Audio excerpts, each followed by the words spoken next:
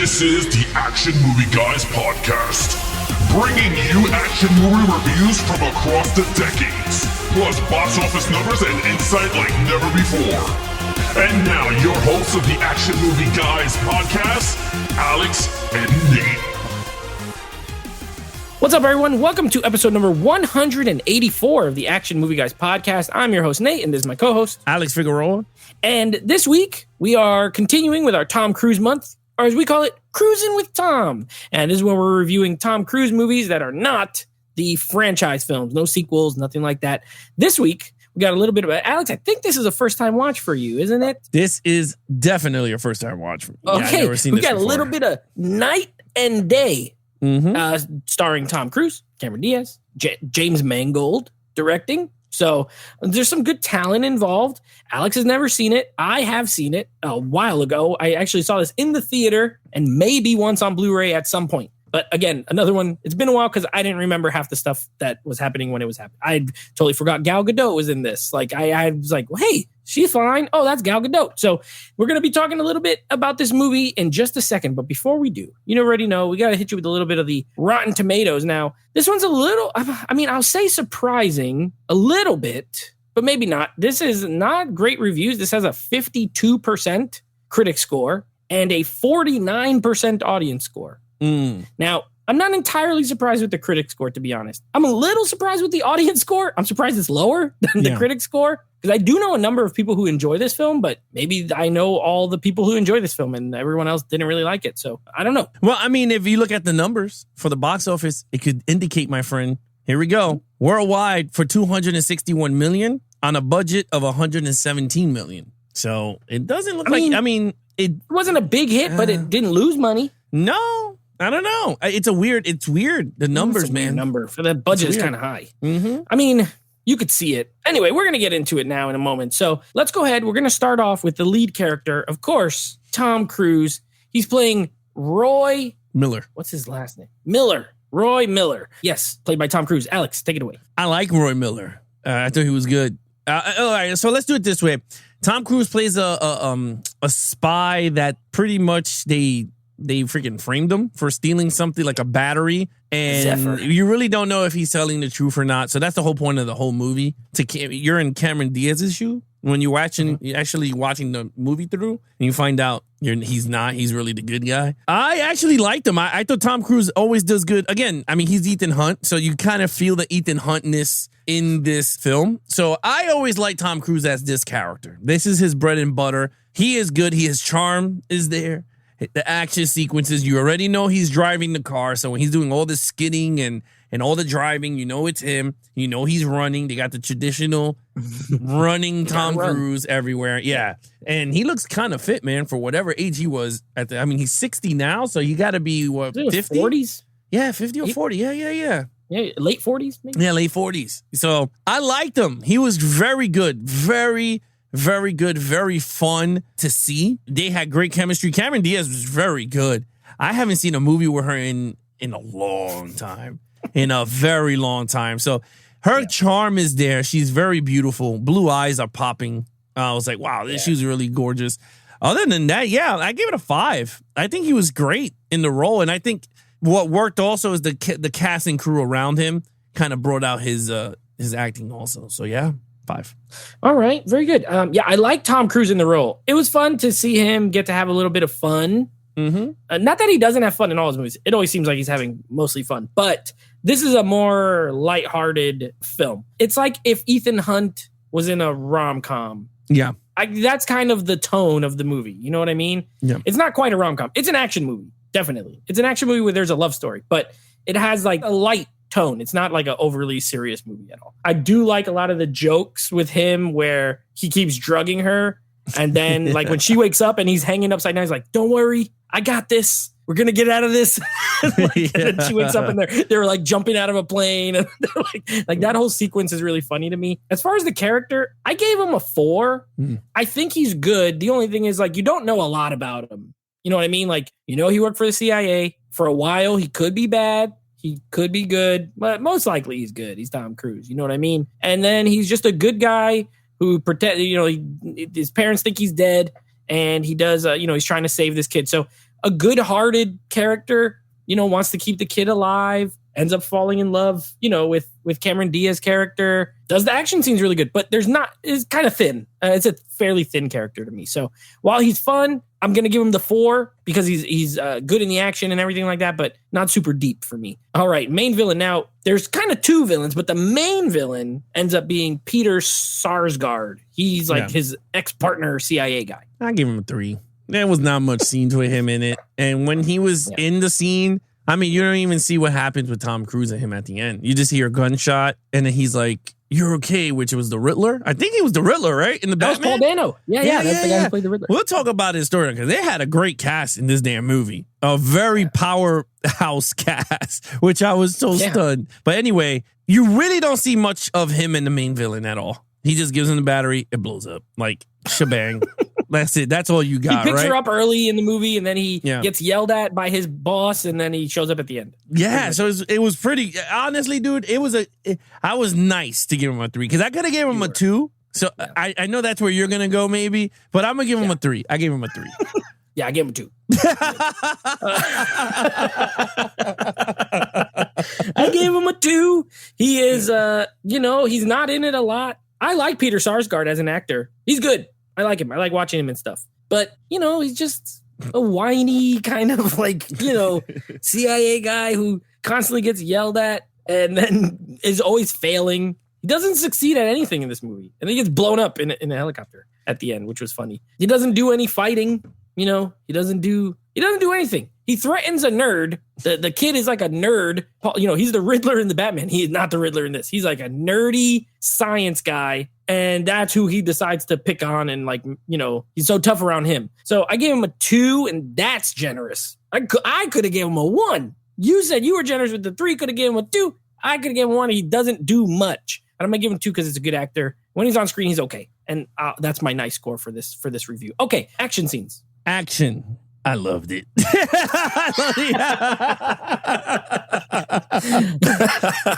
I love my action scenes in this movie, dude. Tom Cruise finally, I think he found his bread and butter's action, dude. I think he found it. He was like, you know what? But he came too freaking late because he's like in his 80s right now. But I love it, dude. He looks great doing his stuff. We got the running cruise. We got the driving cruise. We got the motorcycle cruise. We got jumping out of a plane. Cruise. Yeah, we got to jump off the mountain cruise. Yeah. And I loved it, dude. I thought everything was awesome with Tom Cruise in this movie. I love when she went into the cockpit not the cockpit, she went to the bathroom in the airplane and he fucks everybody up. Oh, yeah. And when she comes back, he has 2 drinks and she makes out with him. And he goes, well, something bad I gotta tell you. I killed the pilots. And she thought it was like, yeah. And she has a drink. I absolutely loved it. I thought the action sequences were superb. I love when she goes, I want to get out the car. And he went into the parking lot and he went out the thing and he perfectly parked the car in the spot. It went, and I was like, yeah, this dude's the man, bro. I was like, how many shots he did to take to do that? I was like, my man is so good. I had to give him a 5. That's how good this movie was. Yeah, I gave it a 5. Yeah, you know what? There's a lot of action in this movie. Way more than I remember. I guess a comp, and we were talking about this off air, and a good comp for this as far as like tone and stuff is like a movie like Mr. and Mrs. Smith. This movie has more action than that movie, but they have the similar tone. You know what I mean? Like kind of light, kind of fun. Women can watch it. Men can watch it. Sure, girls, boys, teenagers. It's not nothing too crazy, but it has a lot of action scenes. I do feel the action scenes are better executed in this movie. Like they look really good. The car chase scene is really good. I love when he's on the car and he's like on the roof and it starts going up the other thing, the way it looks like freaking Tom Cruise is really on top. He probably was on top of that car. And he jumps onto the hood of the other one. He always has those 2 machine guns, which is awesome when he's shooting the 2 machine guns. You got a big explosion when they're on the island. You get an explosion at the end. You get a super cool car chase scene through the running of the bulls in Spain. That was cool. That was cool. Yeah, that was very creative. I love creative action. You know me. If you can get a little creative and mix it up. So you know what? I'm right there with you. I actually gave this a 5. I think this has both a lot of action. See, this is my 5 requirement. Give me a lot and or really well executed choreographed action. And this kind of has both. It has I think it hits the cap of it's a 5 for me. I thought it was well done and inventive. different. I haven't seen a motorcycle car chase through the running of the bulls. You know what I mean? So it was a good time, and everything looked really good. Nothing too over the top that looks totally stupid. Very enjoyable. So yeah, a 5 and a 5. All right, storyline. All right, let's bring it back down a notch. I gave it a 3 for good. I thought it was a good storyline. I mean, it was one of those like he used her to get this battery through the X-rays and all this in the airport, and that's how everything happens. I guess it was like a fate thing for her, and for him, it was just one of those like, I need her to help me out. That's pretty much what I got from the storyline. Now, this is what I wanted to say. The cast around is what made the movie. You got freaking, what's the name that plays Amanda Waller? Viola Davis. Yeah, you got Viola Davis as the same as Amanda Waller character. She's Amanda Waller. Yeah, she's Amanda Waller in this one. You got her. You got Gal Gadot. She is gorgeous in this movie. Gal Gadot. Yo, dude, she is gorgeous in this movie. I was like, holy crap, mad young. I kind of forgot. There was a lot. There was a lot of big actresses. Peter Sarsgaard, well-known actor.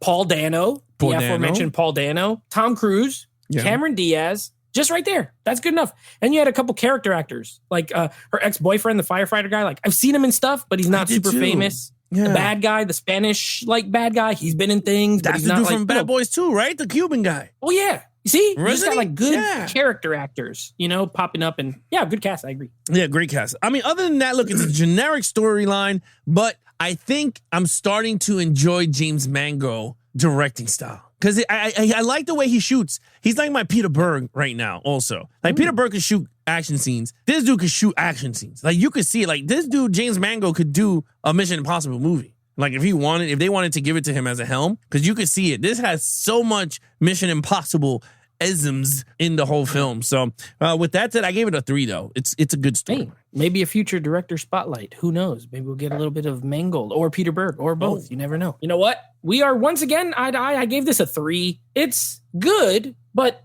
it's really generic. Like this is a base level. You know what this is like? An entry level spy movie. Like if you don't really like spy movies, or if you're going on a date, well, now it's on video. If you're at home and you're looking for a movie and like a nice little fun date movie, and your significant other's like, I kind of like action, but nothing too crazy. This is the movie. But because of that, it never goes above a 3. It's super basic. You know everything that's going to happen.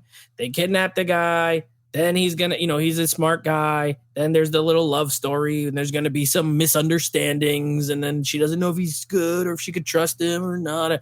You've seen it. You know what I mean? Yeah. You've seen it. But it gets the job done because it's mostly fun to watch for the visuals. Again, it looks great. Movie looks great. Got a lot of great locations. Again, you got that beach island. Looks great. Spain, Boston, whatever. But Boston is there. They're in Wichita, Kansas, which, fun fact, that was the original name of the movie. It was called Wichita, and then they changed it to Night and Day. Good Wichita's a dumb name. Yeah, stupid.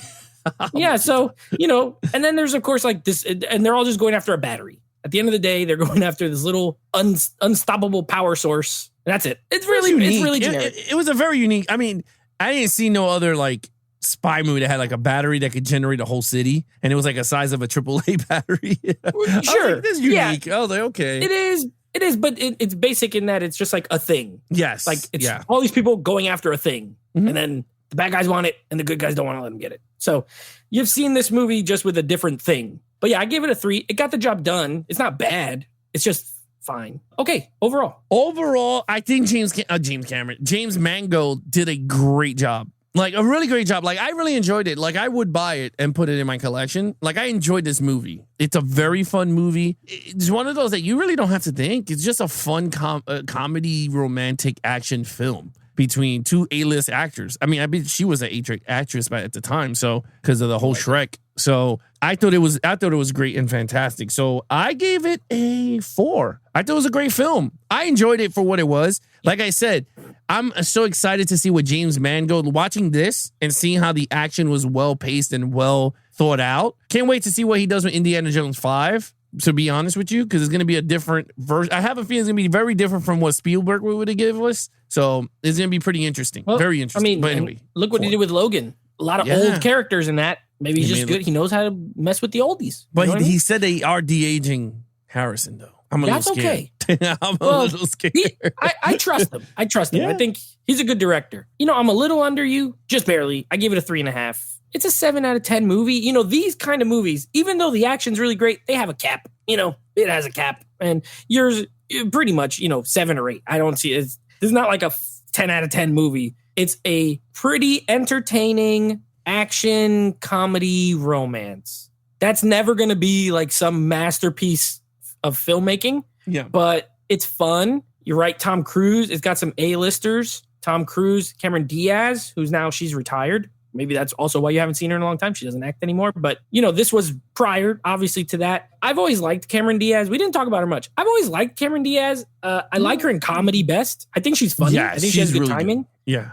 So I actually liked her in this role because she got to use some of that comedy. I like when she's on the truth serum at the end. That part was really funny. Have sex. And she's like, you know what I want to do right now? I want to have sex. I think it would be great. And then he's like, yeah, whatever. And she's like, Roy. Yeah. You don't seem very excited to see me. It was really funny. Yeah. And I think she did a really good job. I like her in comedy, and she's physical enough to do the action, and she's not like a tiny little petite person. You know what I mean? So yeah, I like her. I've always liked Cameron Diaz. So yeah, good cast, fun movie, entertaining, 3.5 for me, 4 for you. What's your total points? My total points is a flat 20, even slate 20. Very nice. I have 17.5. It's good. Don't get me wrong. I do own this on Blu-ray, by the way, and it is a really good-looking Blu-ray. So it doesn't have a 4K movie yet. If you do want to buy it, it's a good-looking Blu-ray. You won't be mad if you want to add it to your collection. But I think there's also a director's cut or unrated cut.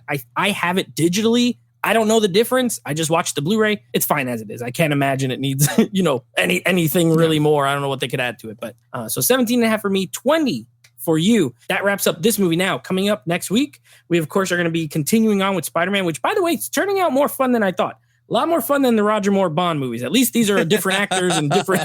you know what I mean? Like, I feel like by the 5th Roger Moore movie, I was tired of it. We all tapped out. Yeah. Whereas with the 5th Spider-Man movie, I'm actually really looking forward to watching it. So, Amazing Spider-Man 2, and then... I don't know. This might be another first-time watch for you. We got a little bit... We're going back to sci-fi, Tom, with a little bit of Oblivion. Have you seen Oblivion? Nope. All right. Now, Oblivion, directed by Joseph Kosinski, who, of course, just directed him in Top Gun Maverick. So, they've worked together before. This was their first time working together. So, yeah, I haven't seen this since the theater. So, I'm looking forward to rewatching this one as well. Interesting. Like I said, I heard... Is that the one Morgan Freeman, too? He's in it? Morgan Freeman, Olga Kurylenko, the from Quantum of Solace, Tom Cruise, and a really cool score. Pay attention to the score. It's by this French group called M83. They do kind of electro. They're almost like a Daft Punk type group. Yeah. And Kosinski did Tron Legacy, which of course was Daft Punk. So again, with the electronics, like it's a really cool score. We don't score scores here, but we could add it to overall. But really interesting movie. Oh, interesting. All right, I'm looking forward to it next week. Other than that, guys, you want to follow us on our social media accounts, please follow Nate over on Instagram at Nateflix Reviews. Check out the podcast with him and his friends called Nateflix Movie Reviews. Anything action movie, guys, head over to youtube.com/Geeks and Flicks for the video versions of the podcast, or go to our official website at www.geeksandflicks.com. And of course, there we have the audio and video, and then we have the merch store if you guys want to have an Action Movie Guys t-shirt or a Geeks and Flicks t-shirt and other merchandise stuff there too. Again, www.geeksandflicks.com. He is your host, Nate from Nateflix Reviews. I'm his co-host, Alex Figueroa. Be awesome to each other and geek out.